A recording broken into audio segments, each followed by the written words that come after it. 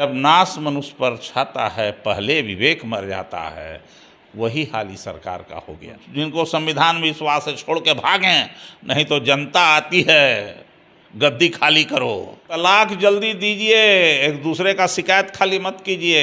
चाहे बीजेपी दे दे तलाक जेडीयू का, चाहे जेडीयू दे दे बीजेपी का तलाक। ये बेमेल विवाह कितना दिन तक चलेगा? अगर मगर किंतु परंतु का बात हम नहीं जानते, ये सब फैसला केंद्रीय नेतृत्व लेता है।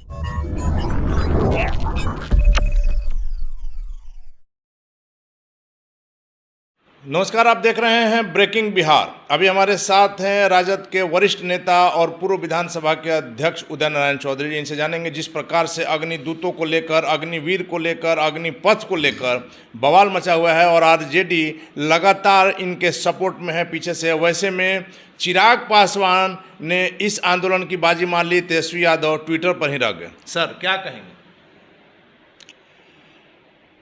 कहना क्या है इसमें भाई?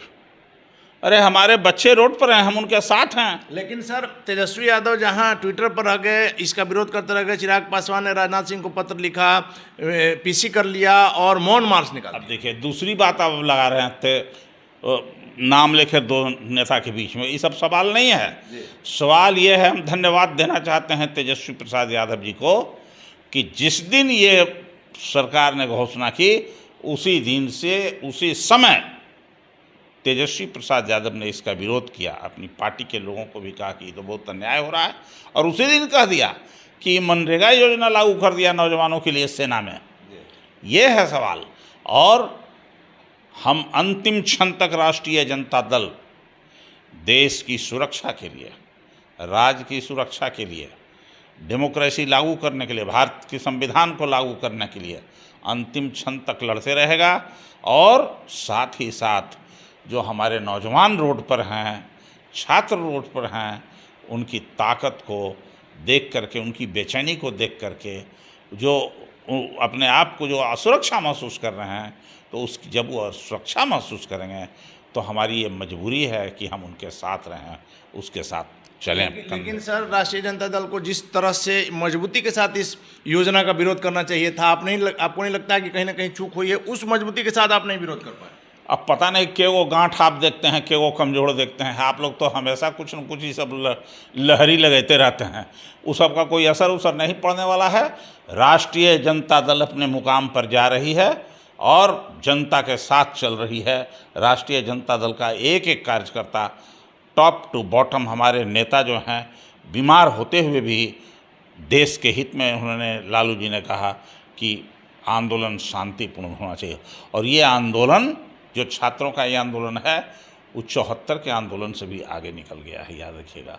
ये आंदोलन जो आरएसएस ने वो दिल्ली में, और योगी जी महाराज और इन लोगों ने वो दिल्ली बम्बे वाले जो वो अनशन पर बैठे थे, वो सबसे आगे निकल गया है ये आंदोलन। और स्वतः अन्ना हजारे जी, वो सबसे आगे निकल करके, इसका मतलब यह है कि देश का एक एक नौजवान अब असुरक्षा महसूस करने लगा। लेकिन सर, कहा जा रहा है कि जो छात्र हैं, जो युवा हैं, जो सेना की तैयारी कर रहे हैं, वो अब पीछे रह गए हैं और इसके पीछे जो है आप लोग आ गए हैं, जिसके कारण आंदोलन को हवा मिल रही है।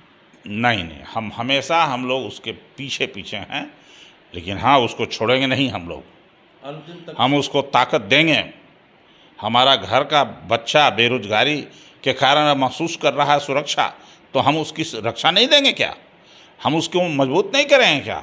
हम उसको मजबूत करेंगे, उसके आंदोलन को। लेकिन पीछे पीछे रह के हम मजबूत, दलीय नहीं, व्यक्तिगत तौर से, दलीय तौर से, संविधान की रक्षा के लिए, देश की रक्षा के लिए, नौजवानों की सुरक्षा के लिए, बेरोजगारी दूर करने के लिए, और अनुबंध प्रथा जो लागू किया है इस सरकार ने, उसको समाप्त कराने के लिए, हम सेना में जो मनरेगा योजना, आरएसएस को बहाली करने का एक साजिश है, उसके तरह इसके विरोध में हम लोग खड़ा हैं।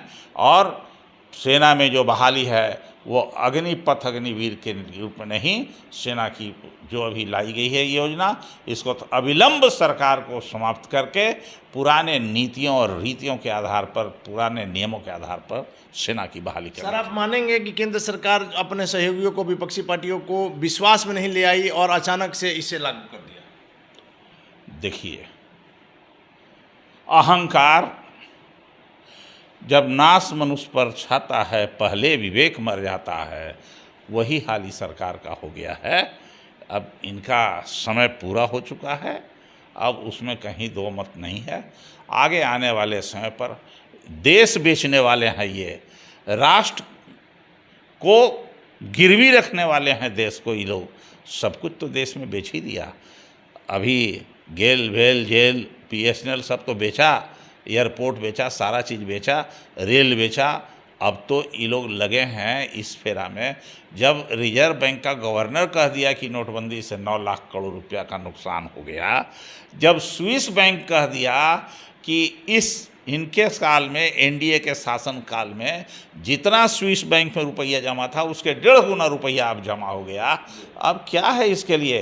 बेरोजगारी, भूखमरी। अभी तक बिहार में लोग नहीं मरते थे भूख से, अब बिहार में भी भूख से लोग आत्महत्या करने लगे हैं। जो समस्तीपुर की घटना, एक ही परिवार के 5 लोग मरे हैं, ये उदाहरण है हमारे सामने। सर, आखिरी सवाल है कि आप मानेंगे कि आप जिस प्रकार से विरोध कर रहे हैं इस योजना को लेकर के, NDA में ही दो फाक हो गया है, जदयू और BJP में जिस तरह से बयान आ रहे हैं अध्यक्ष और राष्ट्रीय अध्यक्ष का, उस पर क्या कहेंगे?